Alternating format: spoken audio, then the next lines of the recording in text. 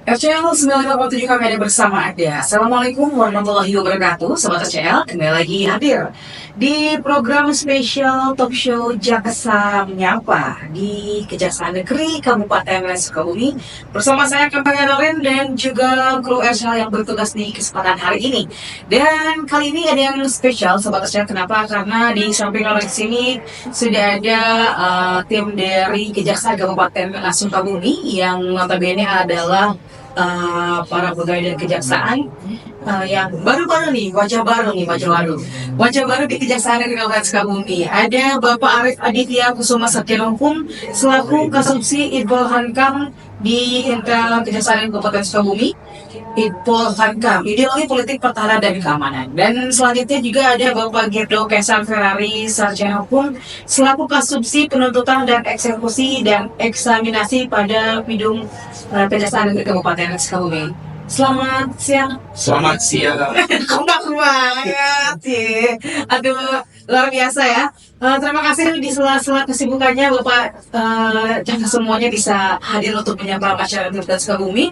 Tapi mohon izin, tema kita kali ini adalah tindak pidana politik uang dalam pemilihan kepala daerah di Indonesia yang sebentar lagi mungkin akan mulai ya. Tapi sebelum membahas terkait dengan tindak pidana politik uang, mungkin masyarakat Kabupaten Sukabumi juga yang biasa menyaksikan kami TV juga ingin mengenal lebih dekat nih. Di sini ada sosok baru di Kejaksaan, ada Bapak Arief Aditya Kusuma Sarjana Hukum selaku Kasubsi Itpol Hankam dan juga Bapak Girdo Kaisar. Boleh kenalin dulu nggak? Satu mungkin dari Pak Arief dulu, boleh izin? Ya, baik, perkenalkan nama saya Arief Aditya Kusuma. Saya baru bertugas di Kejaksaan Negeri Kabupaten Sukabumi ini baru terhitung dari bulan Februari. Oh, Februari, berarti baru.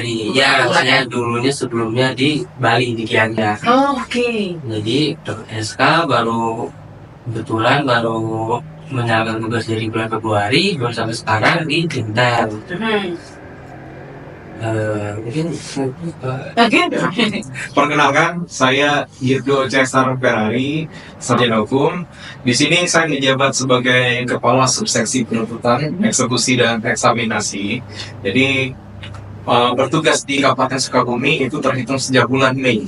Mei baru ya? Baru banget, Baru menginjak. Oke. Kalau asal saya dari Palembang. Oh, Palembang, Mungkin Togalo ternyata ya. Ada Mungkin Togalo. Di sini juga yang nonton masih ada Mungkin Togalo. Pimpinan kita juga Mungkin Togalo sebenarnya. Pas ya. Oke. Hasilnya ada PP di sini ya. Salah ya. Oke. Dari berarti di Pidum ya tugasnya ya. Oke. Dan sebelum kita bahas dengan tema ini juga sekarang kan lagi maraknya praktik politik ya, apalagi sekarang zaman-zamannya politik dan lagi bicara politik di tahun kali ini. Dan sebenarnya ada kata-kata praktik politik uang dalam pilkada. Nah, mungkin masyarakat juga nggak ngerti sebenarnya praktik politik uang itu maksudnya itu seperti apa sih? Boleh dijelaskan? Jadi sebenarnya politik uang itu sendiri adalah upaya mempengaruhi perilaku orang lain dengan mengutamakan imbalan tertentu. Ada yang mengartikan politik uang sebagai tindakan jual beli suara pada proses politik dan kekuasaan. Jadi tindakan ini bisa terjadi dalam jangkauan atau radius yang lebar. Jadi kalau awamnya itu kalau kita mengerti politik uang itu kalau ada nih bakal calon bupati atau DPRD, dia mengarahkan atau menyuruhlah anggota-anggotanya menguap entah itu panitia dari pemilihan umum ataupun masyarakat. Jadi definisinya itu adalah membagi-bagikan uang kepada masyarakat untuk menggunakan haknya atau tidak menggunakan haknya dalam pemilihan umum. Nah, politik uang sendiri itu dampaknya besar ya. Dampaknya itu salah satunya pemicu tindak pidana korupsi. Banyak sendiri calon-calon dari DPRD ini mengerahkan seluruh hartanya, seluruh uangnya untuk mendapatkan jabatan, tapi apabila tidak tercapai atau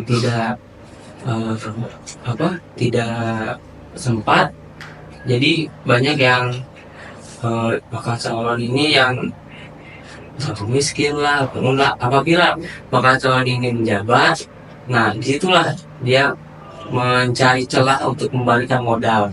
Oke, karena dampaknya itu ya, dampak dari Ya. awalnya sendiri. Itu sendiri sangat luas. Oke, kalau untuk tadi kan diinformasikan bahwa ini dilakukan oleh kepada calon seseorang yang dicalonkan menjadi calon pimpinan ataupun juga mungkin ada timnya sendiri gitu ya.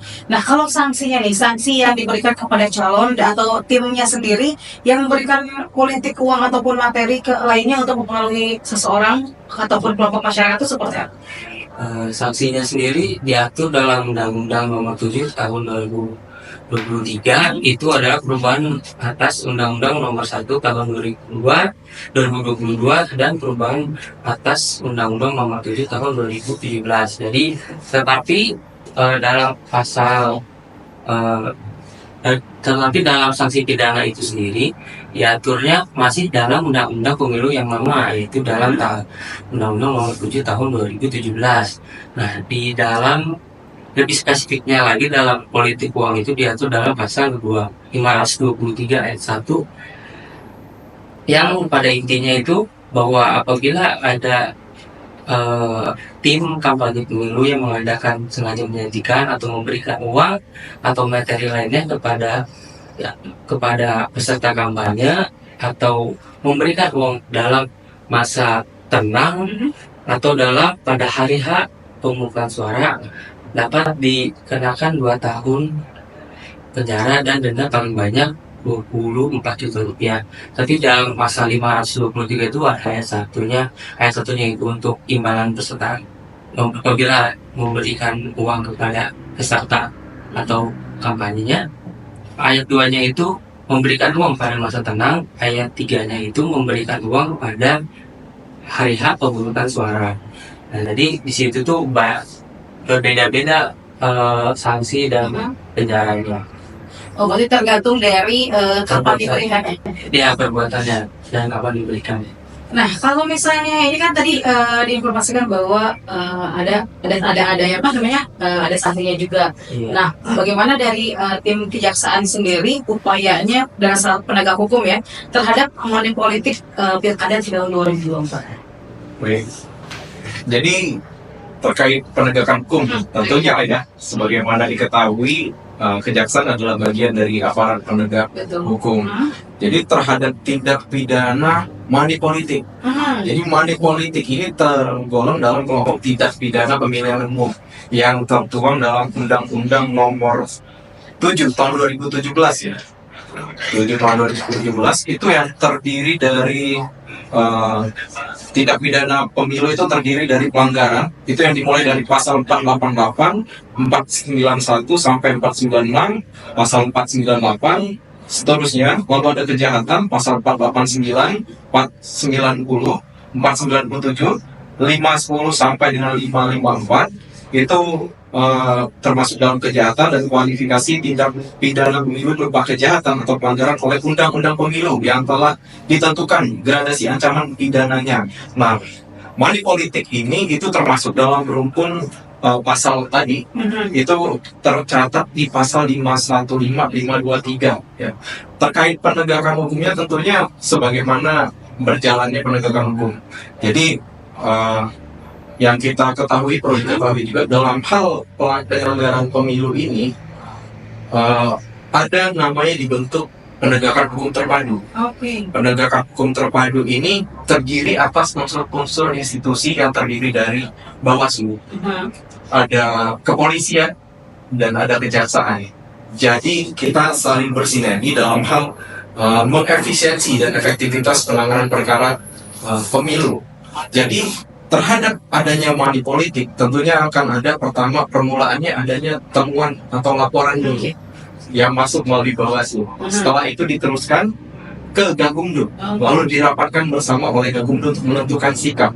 Apabila memang diyakini ada bukti cukup, maka akan diteruskan melalui penyidikan yang dilakukan oleh kepolisian yang diperkuat dengan surat penyidikan, lalu setelahnya dilimpahkan kepada kejaksaan untuk dilakukan penuntutan sampai dengan selesai.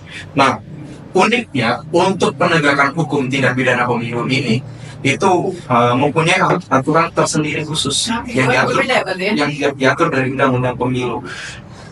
Terlebih waktunya yang sangat cepat. Oke. Makanya itu Gakumdu ada di situ supaya antar institusi tadi itu lebih cepat dan efisien. Jadi nanti dari penyidik itu maksimal cuma 14 hari. Berbeda dengan penyidikan yang bukan tindak pidana pemilu. Jadi untuk penegakannya nanti kembali lagi jaksa kami terutama nanti menerima limpahan nanti terkait yang hasil penyidikan dari polisi hingga kami tentukan sikap menyatakan lengkap lalu melanjutkan ke persidangan penuntutan hingga akhirnya dapat putusan yang berkekuatan tetap. Kira-kira seperti itulah jalannya penegakan hukum untuk tindak pidana money politik.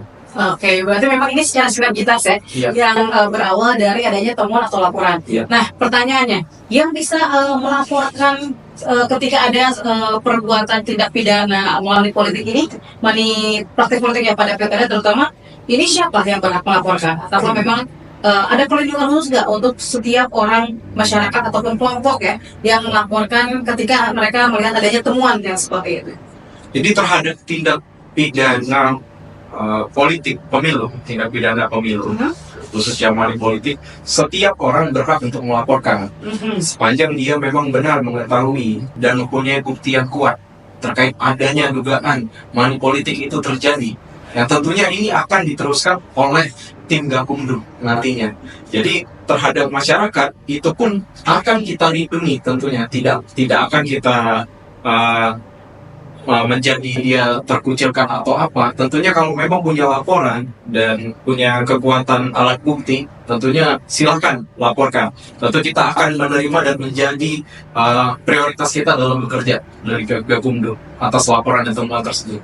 Oke, berarti nggak usah takut ya untuk Mas Kabupaten Sukabumi juga, siapapun pokoknya ya, yang ketika memang menemukan suatu hal yang janggal menurut masyarakat ataupun juga satu kelompok, ketika memang ada alat bukti yang lengkap juga yang sah, itu langsung aja berkonsultasi terlebih dahulu mungkin ya, konsultasi untuk membuat laporan-laporan itu. Oke, dan kalau tadi kan ada penegakan hukumnya ya. Nah, kalau Kejaksaan Negeri Sukabumi sendiri nih pada Pilkada 2024 ini perannya seperti apa? Oke. Kalau untuk peranan, jadi kalau kejaksaan sendiri kan diketahui ada berbagai bidang. Oke. Masing-masing itu punya peranan. Baik dari bidang intel, bidang intel itu dalam hal pengumpulan informasi dan sebagainya juga mempunyai peranan. Makanya dalam hal ini Kejaksaan Negeri Kabupaten Sukabumi mendirikan posko pemilu. Pada posko pemilu juga. Posko pemilu. Jadi nanti bidang intelijen itu akan dengan secara cepat mendapatkan informasi secara update seperti itu untuk di posko pemilu tersebut, termasuk juga untuk menerima aduan dan laporan masyarakat. Nah, di bidang tindak pidana umum itu tadi kita tergabung dalam Gakumdu tadi. Jadi peranan kita itu kejaksaan itu sebagaimana diketahui memiliki kewenangan sebagai penuntut umum. Dalam menjalankan kewenangan penuntut umum ini itu ada dikenal namanya asas dominus litis. Jadi kita mulai terlibat dalam perkara sejak awal dari penyidikan. Jadi ketika penyidikan dilakukan oleh kepolisian dan Bawaslu tadi, itu mereka akan menyampaikan SPDP, surat pemberitahuan dimulainya penyidikan. Kemudian kejaksaan akan menerbitkan P16 atau menunjuk jaksa yang berperan untuk mengawasi jalannya penyidikan tersebut. Kemudian selanjutnya setelah penyidikan berjalan, diserahkanlah berkas oleh penyidik untuk kami teliti. Jaksa meneliti atas berkas tersebut. Lalu dalam waktu yang ditentukan, kami menentukan sikap apakah berkas perkara tersebut sudah lengkap untuk kami limpahkan ke persidangan atau belum. Apabila belum, kami akan terbitkan P18 dan dilengkapi P19 yang disampaikan kepada penyidik untuk dipenuhi. Apabila sudah dipenuhi penyidik, dikembalikan lagi dan kami akan menentukan sikap untuk menyatakan lengkap atau kita tuangkan dalam P21. Ketika sudah P21, kami kejaksaan akan melimpahkan ke pengadilan untuk disidangkan. Dalam proses persidangan, kejaksaan bertanggung jawab membuktikan atas dakwaan terhadap terdakwa pelanggar tindak pidana pemilu tadi. Lalu setelah itu ada putusan hakim. Sampai di putusan hakim ini itu kita melakukan eksekusi. Jadi eksekusi itu pelaksanaan atas putusan hakim yang menjadi tanggung jawab peran kejaksaan. Jadi dari awal sampai ujung, nah dari hulu sampai hilir itu kejaksaan berperan dalam hal penanganan perkara ini. Berarti udah sampai inkrah juga ya? Siap. Oke. Iya. Dan berarti memang kejaksaan ini sangat berperan penting juga terutama bagi penegakan hukum pada penjalannya pelanggaran pilkada tahun 2024 seperti tadi di bawah dijelaskan bahwa di kejaksaan sendiri udah ada posko pemilu ya. Jadi kalau posko pemilu ini bisa buka dari pagi sampai dengan sore hari gitu. Iya, betul. Dan di sana juga sudah ada petugas dari kejaksaan. Iya. Oke, jadi memang kan biasanya masyarakat itu suka bingung kan mau laporan kemana atau juga mungkin mereka lebih ke saya takut untuk melaporkan gitu ya. Tapi tenang aja di sini ternyata di kejaksaan ini perlindungan hukum terhadap masyarakat ataupun suatu kelompok yang memang akan melakukan konsultasi itu pasti dijaga dengan penuh ya. Oke. Nah ini sejelas sedikit membelot ini. Ini kan kita mau tahu nih ada kasus penuntutan, eksekusi dan eksaminasi. Nah tupoksinya seperti apa? Tadi kan kita jelasin terkait pemilu terus ya. Tupoksinya seperti apa nih di PPS sendiri? Peran dari subsidi PPS sendiri itu pada saat misalkan ada perkara pidana yang sedang sidang, nah setelah inkrah, nah barang buktinya itu atau pidananya itu sendiri akan dilakukan oleh jaksa eksekutor. Nah peran dari kasubsi penuntutan, eksekusi dan eksaminasi ini adalah memastikan bahwa eksekusi yang didapat oleh cara pidana itu dijalankan dengan betul, dengan baik. Entah itu barang buktinya dikembalikan, atau barang buktinya dimusnahkan. Apabila ada perkara narkoba, maka narkoba itu sendiri harus dipastikan dimusnahkan agar tidak terjadi kesalahpahaman atau tindakan yang tidak diinginkan. Dan apabila itu divonis penjara 2 tahun misalkan, ya, maka terdakwa harus dipastikan dapat mendapatkan pidana sesuai dengan hasil vonis dari hakim sendiri. Mungkin ada tambahan dari Baik, jadi menambahkan karena kebetulan rupanya pertanyaan jabatan saya. Karena Ibu sikat PGE kan biasanya disikat PGE. Soalnya disebutin sama skriptor gitu. Karena saya bertanggung jawab sebagai kepala subseksi penuntutan dan eksekusi dan eksaminasi, jadi jabat fungsinya ini pertama untuk mengkoordinasi dan memastikan berjalannya penanganan perkara. Ini kan pertahapan namanya. Pertama tahapan penuntutan. Tahapan penuntutan ini itu dimulai dari penyerahan tersangka dan barang bukti dari polisi kepada kejaksaan atau biasa disebut tahap 2. Jadi mulai dari tahap tersebut sampai tahap putusan. Sampai jadi tahapan tadi kan tahap 2, pelimpahan ke pengadilan, persidangan, lalu sampai ke putusan, itu merupakan tupoksi dari kasubsi penuntutan. Terus eksekusi. Jadi kan untuk setiap putusan dari perkara yang sudah berkekuatan hukum tetap atau inkrah, itu akan dilakukan eksekusi, baik terhadap terpidana maupun terhadap barang bukti. Ini juga merupakan bagian tanggung jawab dari kasubsi penuntutan, eksekusi, dan eksaminasi adalah pengujian terhadap perkara-perkara yang sudah berjalan seperti itu. Jadi dalam hal ini sebenarnya tugas-tugas tersebut itu secara rinci setiap perkara itu sudah ada ditunjuk jaksa penuntut umum. Nah, kasubsi ini bertanggung jawab dalam berkoordinasi dan memastikan bahwa proses-proses penanganan perkara tadi sudah berjalan, baik di penuntutan, eksekusi, dan eksaminasi dengan benar. Itu. Oke. Dan tadi kan kita membahas terkait dengan tentang sanksi atau juga tahapan-tahapan gitu ya. Nah, kalau untuk jaksa sendiri sih bagaimana sih jaksa ini memberikan tuntutan terutama dalam tindak pidana politik uang di pilkada tahun 2024 ini? Untuk tuntutannya sendiri yang pasti sesuai dengan terdakwa melanggar perbuatan apa ya. Jadi di dalam tuntutan jaksa itu, misalkan dari tadi ada dalam pasal 523 ayat 1 yang undang-undang nomor 7 tahun 2000 undang-undang nomor 7 tahun 2017, di situ kan disebutkan ada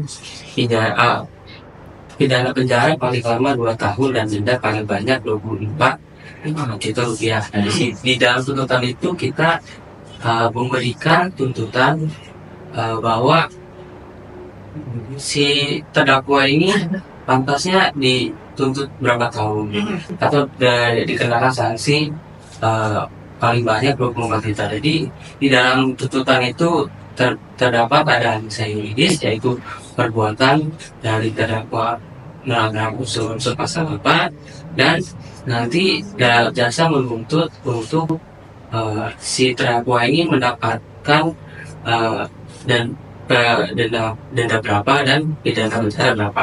Pokoknya tergantung dari kalian sendiri gitu ya. Jadi ya namanya penuntutan ini itu di latar belakangnya juga ada pertimbangan-pertimbangan. Jadi ini juga untuk diketahui oleh masyarakat juga bahwa dalam hal penuntutan ini kita memang mengacu pada peraturan perundang-undangan. Tapi kita juga harus melihat fakta bagaimana perbuatan yang dilakukan terdakwa tersebut apakah menimbulkan efek dan akibat yang besar yang merugikan masyarakat. Tentu akan menjadi pertimbangan kami dalam hal memberatkan. Tapi dalam hal di luar konteks money politik ini, dalam hal tuntutan, jaksa itu bisa menggunakan hati nurani. Gak pakai hati nurani? Bisa. Nanti kalau kasihan bisa aja gitu ya. Karena seperti ini dalam hal seseorang melakukan perbuatan pidana tidak semuanya karena memang niat jahat, betul kan? Tentu ada pertimbangan juga karena memang tetap mengacu pada undang-undang, tapi dalam berat ringannya kita juga bisa mempertimbangkan rasa-rasa kemanusiaan dan nurani kita. Misal seseorang yang mencuri karena memang ada kesempatan dan karena memang ada kebutuhan yang dimana anaknya atau istrinya sakit, tentu jaksa bisa menggunakan hati nurani dalam hal mempertimbangkan beratnya tuntutan atas terdakwa tersebut. Berarti ada RJ juga di situ ya? Ya, sedikit RJ ya.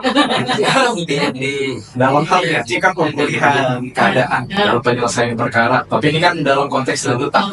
Tuntutan kan bicara berat ringannya hukuman terhadap orang yang kita bawa dalam persidangan. Berarti di latar belakangnya oleh apa dulu gitu ya? Biasanya PRD sendiri itu kita melakukannya di sebelum tahap perubahan ke pengadilan. Pada saat berkas dari penyidik itu sampai ke kejaksaan, kita periksa berkas tindak pidana itu apakah ini layak untuk kita sidangkan atau tidak. Apabila tidak layak, maka itu dapat kita ke RJ atau di start. Dan RJ sendiri ada syarat-syaratnya sendiri, tidak serta-merta berkas apapun bisa kita dapat RJ. Itulah intinya. Oke, berarti memang masih ada hati nurani ya. Tapi lebih baik jauhi hukum ya. Jangan sampai melakukan pelanggaran hukum. Nah, itu dia. Oke, nih sebelum kita mengakhiri kebersamaan kita ada himbauan ataupun pesan bagi masyarakat Kabupaten Sukabumi terutama terkait dengan pilkada yang akan berlangsung di tahun 2024 di sini. Baik, untuk masyarakat sekitar Kabupaten Sukabumi, saya berpesan bahwa apabila ada atau oknum-oknum ya, saya bilang oknum yang menawarkan uang atau apapun, sebaiknya tolak karena dalam pasalnya sendiri itu yang menerima pun dapat dikenakan pidana. Jadi apabila ada masyarakat, jauhilah yang money politik, milihlah dengan hati nurani, bahwa pilihlah dengan latar belakang bahwa calon itu bagus, calon itu berkredibilitas, berintegritas, maka pilihlah. Jangan serta-merta kita dapat imbalan atau apapun itu. Jadi banyak istilah-istilah serangan fajar lah dulu pemilihan presiden tuh. Jadi intinya jauhilah money politik, jangan sampai terlibat di dalamnya karena sanksinya sangat berat.